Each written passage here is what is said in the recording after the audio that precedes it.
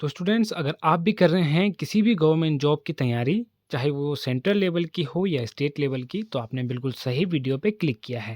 Because आज की इस वीडियो में हम कवर करने वाले हैं इंडियन हिस्ट्री से रिलेटेड टॉप एमसीक्यूज़ क्वेश्चंस, जो कि इम्पोर्टेंट रहने वाले हैं हर एग्ज़ाम के लिए, चाहे आप किसी भी गवर्नमेंट जॉब की तैयारी कर रहे हों।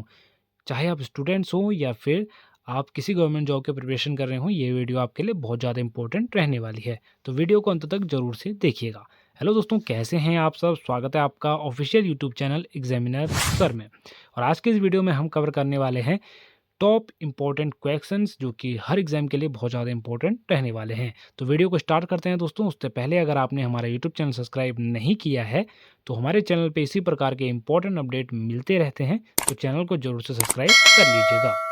वीडियो में आगे बढ़ते हैं दोस्तों। आप देख सकते हैं अपनी स्क्रीन पे इंडियन हिस्ट्री क्या है। तो इंडियन हिस्ट्री आपको बता दूं मैं कि इंडियन हिस्ट्री की शुरुआत इंडस वैली सिविलाइजेशन यानी सिंधु घाटी सभ्यता के जन्म और आर्यों के भारत में आगमन से होती है। इन दोनों को सामान्य रूप से पूर्व वैदिक और वैदिक काल के रूप में वर्णित किया गया है। इस वैदिक काल में ही हिंदू धर्म का उदय हुआ, जो विश्व के सबसे पुराने धर्मों में से एक है। इसके बाद से भारत में कई अलग अलग साम्राज्यों का उदय हुआ और पतन हुआ। मुगलों और ईस्ट इंडिया कंपनी के भारत में आने से पहले अकेला भारत विश्व की 27% डीजीपी का नियंत्रण अपने पास रखता था।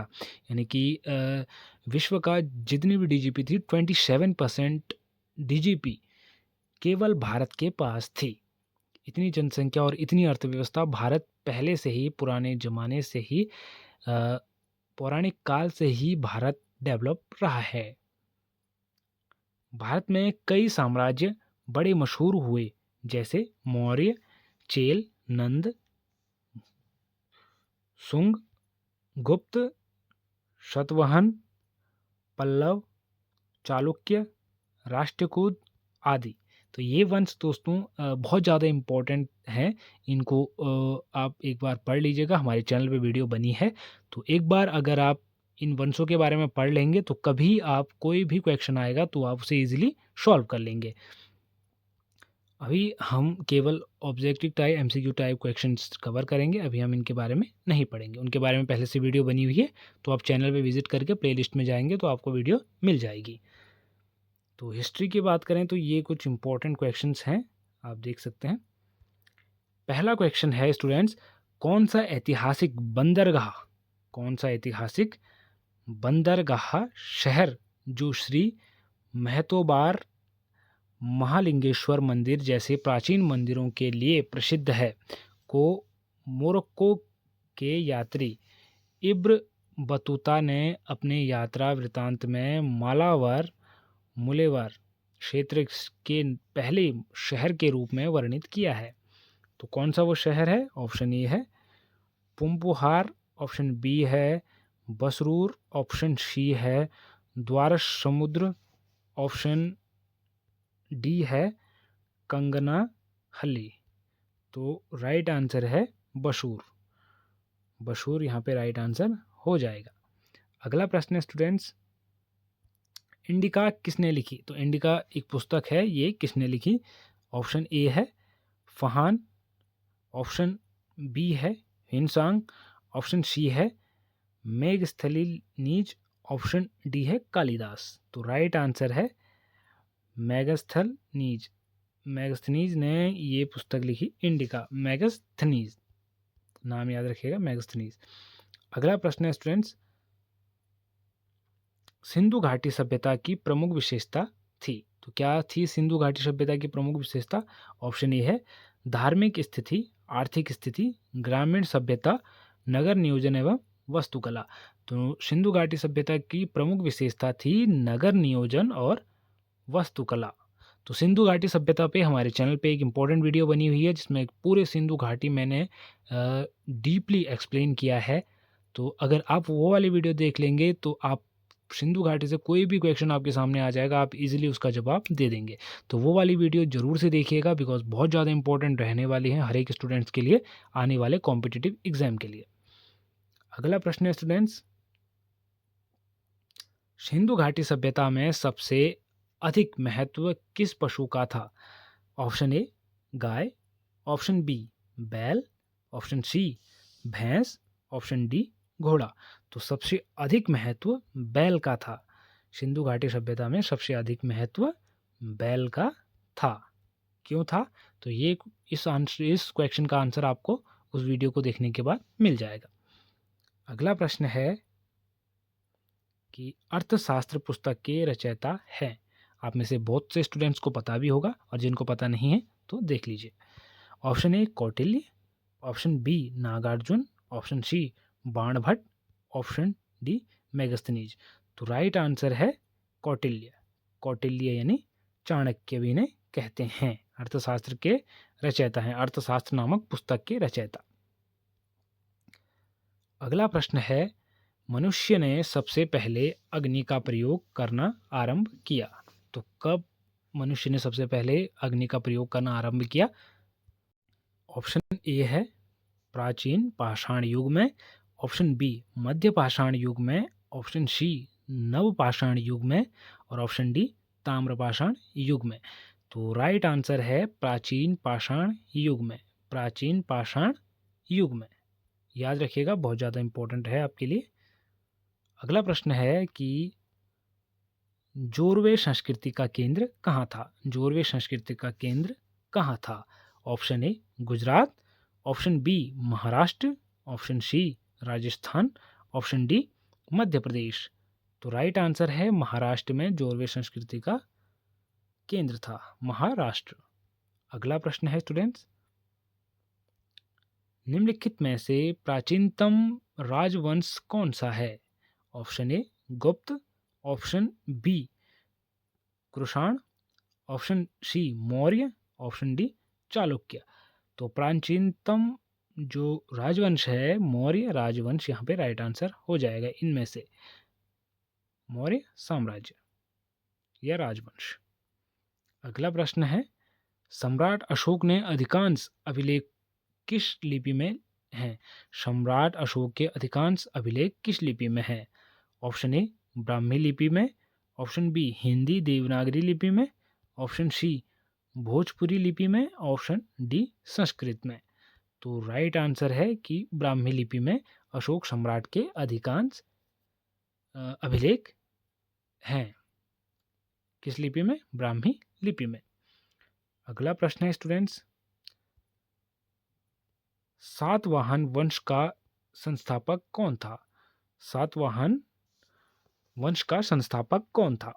ऑप्शन ए है सातकर्णी, ऑप्शन बी है पुतमावी, ऑप्शन सी है सिमुक और ऑप्शन डी है गौतमी पुत्र शीतकारणी। तो राइट आंसर है शिमुक। अगला प्रश्न है स्टूडेंट्स, तो ये हिस्ट्री से जुड़े कुछ ऐसे प्रश्न हैं जो कि इम्पोर्टेंट रूप से पूछे जाते हैं, इनको भी कवर करते हैं, लेकिन ये एमसीक्यू टाइप नहीं है दोस्तों। इनके आंसर पहले से लिखे हुए हैं और आपको इनके आंसर याद करने हैं ताकि आपके सामने अगर एमसीक्यू भी आए तो आप झट से इन्हें पहचान जाए। तो स्टार्ट करते हैं। पहला क्वेश्चन है, प्रथम विधि निर्माता कौन है?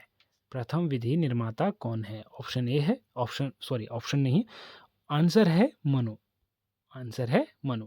अगला प्रश्न है, कृष्ण भक्ति का प्रथम और प्रधान ग्रंथ कौन सा है? कृष्ण भक्ति का प्रथम और प्रधान ग्रंथ कौन सा है? तो आंसर है श्रीमद् भागवत गीता। श्रीमद् भागवत गीता। अगला प्रश्न है, ऋग्वेद में संपत्ति का प्रमुख रूप क्या है? ऋग्वेद में संपत्ति का प्रमुख रूप क्या है? तो आंसर है गोधन। क्या है? गोधन। अगला प्रश्न है, पुराणों की संख्या कितनी है? तो आप में से बहुत से स्टूडेंट्स को पता होगा कि 18 पुराण हैं, तो 18 यहाँ पे राइट आंसर हो जाएगा। अगला प्रश्न है कि वैदिक धर्म का मुख्य लक्षण इनमें से किसकी उपासना था? तो प्रकृति यहाँ पे राइट आंसर है। मैंने ऑप्शन हटाए हैं दोस्तों, क्योंकि आप अगर ऐसे याद करेंगे तो आपको इजीली याद रहेगा और लंबे समय तक याद रहेगा। प्रकृति किस देवता के लिए ऋग्वेद में पुरंदर शब्द प्रयोग हुआ है? तो इंद्रदेव के लिए ऋग्वेद में पुरंदर शब्द यूज हुआ है। अगला प्रश्न है, शुल्ब सूत्र किस विषय से संबंधित पुस्तक है? शुल्ब सूत्र किस विषय से संबंधित पुस्तक है? तो सही उत्तर है ज्यामिति विषय से। अगला प्रश्न है स्टूडेंट्स, अस्तोमा सद्गमय कहाँ से लिया गया है? तो ऋग्वेद से लिया गया है। अगला प्रश्न है, धर्मशास्त्रों में भूराजस्व की दर क्या है? तो 1.6 यानी कि 1/6 यहाँ पे मापी गई है। अगला प्रश्न है, प्राचीन भारत में निष्क नाम से क्या जाने जाते थे? तो स्वर्ण आभूषण निष्क नाम से जाने जाते थे। अगला प्रश्न है, योग दर्शन के प्रतिपादक हैं पतंजलि। राइट आंसर है दोस्तों पतंजलि, योग दर्शन के प्रतिपादक। अगला प्रश्न है, उपनिषद पुस्तकें किससे संबंधित हैं? तो दर्शन से संबंधित हैं। अगला प्रश्न है, आरंभिक वैदिक साहित्य में सर्वाधिक वर्णित नदी है? तो सिंधु नदी यहाँ पे सर्वाधिक वर्णित है आरंभिक वैदिक साहित्य में। अगला प्रश्न है, कर्म का सिद्धांत किससे संबंधित है? तो मीमांसा से कर्म का सिद्धांत संबंधित है। अगला प्रश्न है, वैदिक युग में प्रभावित लोकप्रिय शासन प्रणाली थी? तो गणतंत्र यहाँ पे वैदिक युग में प्रभावित लोकप्रिय शासन प्रणाली थी। अगला प्रश्न है, सबसे प्राचीन वेद कौन सा था? तो राइट आंसर है ऋग्वेद सबसे प्राचीनतम वेद है। अगला प्रश्न है, कौन सा वेद अंशतः आद्य रूप में भी रचित है? तो यजुर्वेद आद्य रूप में भी रचित है। अगला प्रश्न है, निम्नलिखित में से कौन सी स्मृति प्राचीनतम है? तो मनुस्मृति प्राचीनतम है। ऑप्शन मैंने हटाए हुए हैं दोस्तों, इसीलिए यहाँ पे निम्नलिखित वगैरह लिखा गया है, तो आपको कंफ्यूज होने की जरूरत नहीं है। अगला प्रश्न है, आदि काव्य की संज्ञा किसे दी जाती है? तो रामायण को आदि काव्य की संज्ञा दी जाती है। अगला प्रश्न है, गायत्री मंत्र की रचना किसने की थी? तो विश्वामित्र ने गायत्री मंत्र की रचना की थी। अगला प्रश्न है, हड़प्पावासी किस वस्तु के उत्पादन में सर्वप्रथम थे? तो कपास के उत्पादन में वो सर्वश्रेष्ठ थे, हड़प्पावासी। अगला प्रश्न है, सिंधु सभ्यता का कौन सा स्थान भारत में स्थित है? तो सिंधु सभ्यता का लोथल नामक स्थान भारत में स्थित है। बाकी स्थान कहाँ हैं? तो वर्तमान पाकिस्तान में स्थित हैं। अगला प्रश्न है, पाली ग्रंथों में गांव के मुखिया को क्या कहा जाता है? पाली ग्रंथों में गांव के मुखिया को क्या कहा जाता है? राइट आंसर है ग्राम भोजक। क्या? ग्राम भोजक। वीडियो एक बार समझ में ना आए तो दोबारा ज़रूर से देखिएगा, बिकॉज ये आपके लिए बहुत ज़्यादा इम्पोर्टेंट रहने वाले हैं। आप किसी भी गवर्नमेंट जॉब की प्रिपरेशन कर रहे हो या फिर आप स्टूडेंट्स हो, दोनों के लिए ये क्वेश्चन बहुत ज़्यादा इम्पोर्टेंट रहने वाले हैं। अगला क्वेश्चन है स्टूडेंट्स, नंद वंश का संस्थापक कौन था? तो महानंदिनी यहाँ पे नंद वंश का संस्थापक था। अगला प्रश्न है, सिकंदर ने भारत पर कब आक्रमण किया? तो 326 ईसा पूर्व में सिकंदर ने भारत पर आक्रमण किया। अगला प्रश्न है, नंद वंश का अंतिम सम्राट कौन था? तो नंद वंश का अंतिम सम्राट घनानंद था, जिसे चंद्रगुप्त मौर्य ने परास्त कर मौर्य वंश को समाप्त किया। अगला प्रश्न है, विश्व का पहला गणतंत्र वैशाली में किसके द्वारा स्थापित किया गया? विश्व का पहला गणतंत्र वैशाली में किसके द्वारा स्थापित किया गया? तो लिच्छवी यहाँ पे राइट आंसर है दोस्तों। अगला प्रश्न स्टूडेंट्स, पहला ईरानी शासक जिसने भारत के कुछ भागों को अपने अधीन किया था। तो डेरियस पहला ईरानी शासक था जिसने भारत के कुछ इलाकों को अपने अधीन किया था। भारत का कुछ ही भाग वो हालांकि कवर कर पाया। अगला प्रश्न है, त्रिपिटक धर्म ग्रंथ है। त्रिपिटक धर्म ग्रंथ है, बुद्धों का धर्म ग्रंथ है दोस्तों त्रिपिटक। अगला प्रश्न है त्रिपिटक। अगला प्रश्न है, किस शासक ने बौद्धों के लिए विख्यात विक्रमशिला विश्वविद्यालय की स्थापना की थी? तो धर्मपाल ने यहाँ पर जो है कि बौद्धों के लिए विख्यात विक्रमशिला नामक विश्वविद्यालय की स्थापना की थी। विक्रमशिला एक विख्यात विश्वविद्यालय का नाम हुआ करता था। अगला प्रश्न है, महावीर का जन्म किस क्षत्रिय गोत्र में हुआ था? तो जांत्रिक क्षत्रिय गोत्र में महावीर का जन्म हुआ था। अगला प्रश्न है, महावीर की माता कौन थी? तो त्रिशला महावीर की माता थी। अगला प्रश्न है, प्राचीनतम विश्वविद्यालय कौन सा था? तो आप में से बहुत से स्टूडेंट्स को पता होगा कि नालंदा विश्वविद्यालय प्राचीनतम विश्वविद्यालय है। अगला प्रश्न है कि भगवान महावीर का प्रथम शिष्य कौन था या कौन थे? तो भगवान महावीर के प्रथम शिष्य जमाली थे। अगला प्रश्न है, आजीवक संप्रदाय के संस्थापक कौन थे? तो मक्खली गोशाल आजीवक संप्रदाय के संस्थापक थे। अगला प्रश्न है, तैमूरलिंग ने किस वर्ष में भारत पर आक्रमण किया?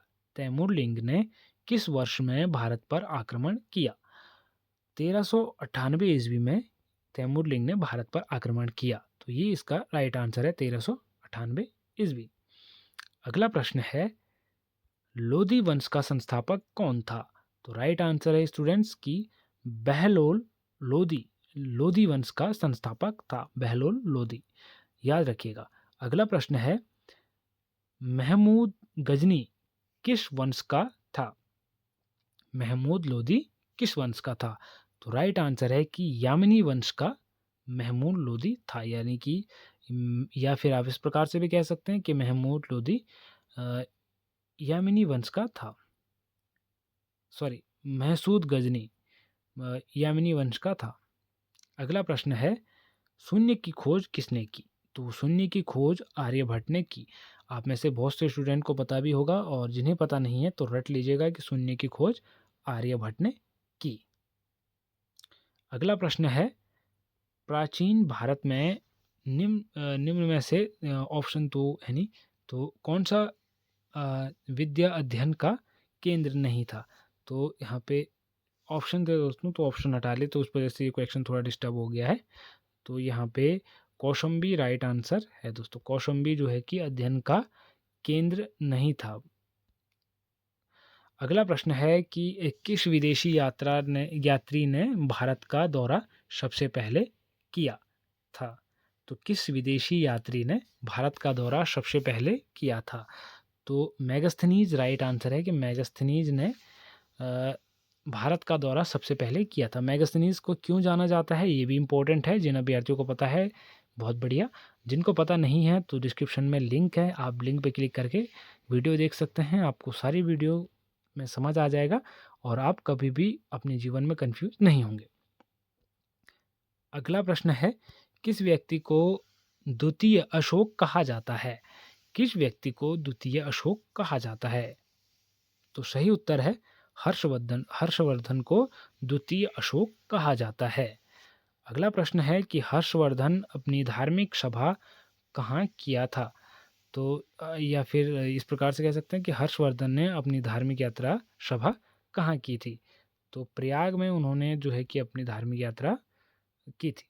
अगला प्रश्न है कि मिहिर कुल का संबंध था, तो मिहिर कुल का संबंध हुण से था।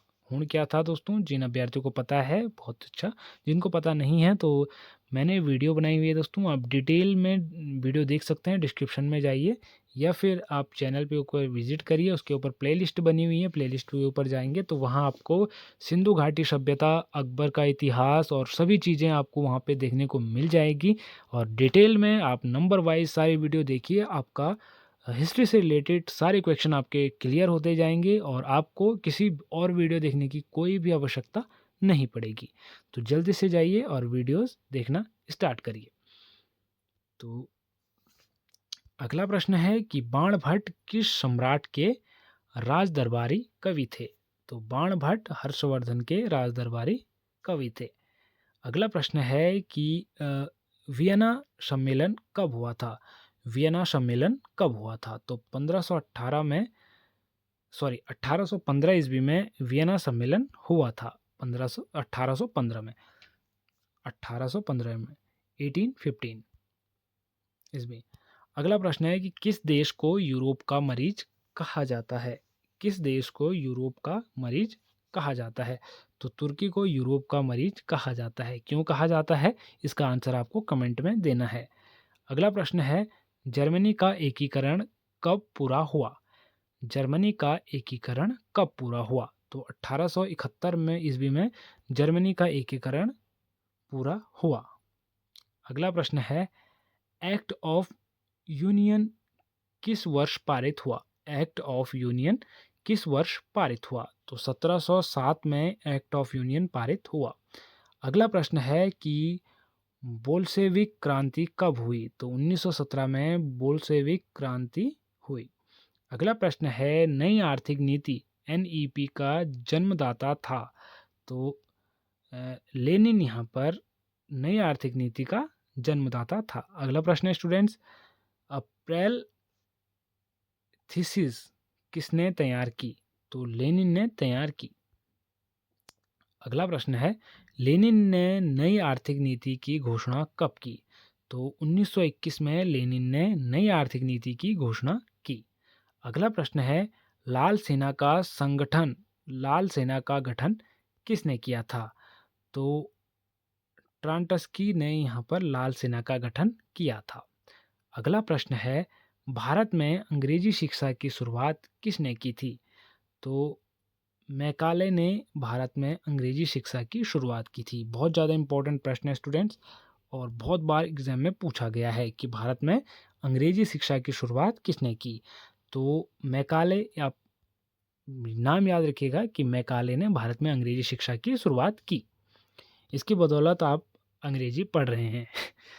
अगला प्रश्न है कि राजा राम मोहन राय को सरोकार नहीं था? तो संस्कृति शिक्षा में संस्कृत की शिक्षा उन्हें सरोकार नहीं था राजा राम मोहन राय को।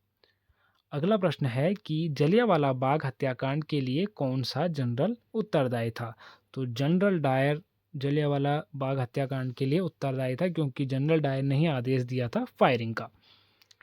अगला प्रश्न है प्रथम मैसूर युद्ध किसके बीच लड़ा गया था? प्रथम मैसूर युद्ध किसके बीच लड़ा गया था? तो राइट आंसर है ब्रिटिश और हैदर अली के बीच। ब्रिटिश और हैदर अली के बीच प्रथम मैसूर युद्ध लड़ा गया था। अगला प्रश्न है सती प्रथा पर प्रतिबंध किसने लगाया था? सती प्रथा पर प्रतिबंध किसने लगाया था? तो लॉर्ड विलियम बेटिक ने। नाम याद रखिएगा। अगला प्रश्न है किस वर्ष में म्यांमार भारतवर्ष से अलग हुआ था? तो 1937 में म्यांमार भारत से अलग हुआ था। अगला प्रश्न है ब्रिटिश सरकार ने बंगाल विभाजन को प्रतिष्कृत किस वर्ष किया? तो 1919 में, जिस साल जलियांवाला बाग हत्याकांड हुआ। जलियांवाला बाग की दुर्घटना किस सन में हुई? तो देखिए दोस्तों, मैंने अभी आपको सन बताया और दोबारा से वही सन आ गया 1919 में, 1919 में। अगला प्रश्न है कि 1911 तक बिहार किसके अंतर्गत था? तो 1911 तक बिहार बंगाल महाप्रांत के अधीन था। अगला प्रश्न है अलीगढ़ मुस्लिम विश्वविद्यालय के संस्थापक कौन थे? तो सर सैयद अहमद अलीगढ़ मुस्लिम विश्वविद्यालय के संस्थापक थे। अगला प्रश्न है कि चौरी चौरा कांड किससे संबंधित है? चौरी चौरा कांड किससे संबंधित है? तो आपका सही उत्तर है असहयोग आंदोलन से संबंधित है। अगला प्रश्न है, प्रथम विश्व युद्ध के दौरान भारत में लोकप्रिय होने वाला आंदोलन था। तो होम रूल जो है कि प्रथम विश्व युद्ध के दौरान भारत में लोकप्रिय होने वाला आंदोलन था। होम रूल के बारे में जो लोग नहीं जानते हैं तो वीडियो देख लीजिएगा। मैं एक बार फिर से आपको कह रहा हूँ, प्लेलिस्ट में वीडियो बनी हुई है, आप एक एक करके वीडियो देखिए। हालांकि उसमें जीके जीएस भी हैं, तो आप थ्योरी पे जाइए, थ्योरी कंटेंट पे आप थ्योरी कंटेंट एक बार देखिए, आपके सारे डाउट क्लियर हो जाएंगे। अगला प्रश्न है, भारत में खोजा गया सबसे पहला पुराना शहर कौन सा था? तो हड़प्पा भारत में खोजा गया सबसे पुराना शहर था। अगला प्रश्न है, सिंधु घाटी के लोग विश्वास करते थे किस चीज पर? मात्र शक्ति पर। अगला प्रश्न है, आर्य शब्द का शाब्दिक अर्थ क्या है? तो श्रेष्ठ या कुलीन जो है कि आर्य शब्द का शाब्दिक अर्थ है। अगला प्रश्न है, निम्नलिखित में से अगला प्रश्न है कि फसल का ज्ञान वैदिक काल के लोगों को नहीं था। तंबाकू फसल का ज्ञान जो है कि वैदिक काल के लोगों को नहीं था। अगला प्रश्न है, वैदिक गणित का महत्वपूर्ण अंग है। तो शुल्ब सूत्र जो है कि वैदिक गणित का महत्वपूर्ण अंग है। अगला प्रश्न है, किस वेद में प्राचीन वेद युग की संस्कृति के बारे में सूचना दी गई है? तो ऋग्वेद में प्राचीन वैदिक युग की संस्कृति के बारे में सूचना दी गई है। अगला प्रश्न है, वेदों की संख्या कितनी है? तो 4 है वेदों की संख्या। आप में से बहुत से स्टूडेंट्स को पता भी होगा। अगला प्रश्न है, ऋग्वेद आर्यों का मुख्य व्यवसाय क्या था? ऋग्वैदिक आर्यों का मुख्य व्यवसाय क्या था? तो पशुपालन जो है कि ऋग्वैदिक आर्यों का मुख्य व्यवसाय था। अगला प्रश्न है, भारतीय संगीत का आदि ग्रंथ किसे कहा जाता है? भारतीय संगीत का आदि ग्रंथ किसे कहा जाता है? तो राइट आंसर है सामवेद को भारतीय आदि ग्रंथ का आदि ग्रंथ कहा जाता है। किसे? सामवेद को। तो ये थे स्टूडेंट्स कुछ इंपॉर्टेंट क्वेश्चन जो कि हर एग्ज़ाम के लिए बहुत ज़्यादा इंपॉर्टेंट रहने वाले हैं। चाहे आप किसी भी गवर्नमेंट जॉब की प्रिपरेशन कर रहे हो, आपके लिए ये क्वेश्चंस बहुत ज़्यादा इंपॉर्टेंट रहने वाले हैं। तो वीडियो को एक बार दोबारा से देखिएगा अगर आपको समझ में नहीं आया हो, और ऐसे ही इंपॉर्टेंट वीडियो के लिए चैनल को ज़रूर सब्सक्राइब करिएगा। वीडियो अच्छी लगी हो तो लाइक और सब्सक्राइब जरूर से करिएगा। बाकी किसी प्रकार का डाउट हो तो आप मुझे कमेंट बॉक्स में पूछ सकते हैं। इसी प्रकार के इंपॉर्टेंट वीडियो पाने के लिए चैनल को सब्सक्राइब जरूर से करिए। मिलते हैं दोस्तों अगली वीडियो में, तब तक के लिए बाय बाय, टेक केयर।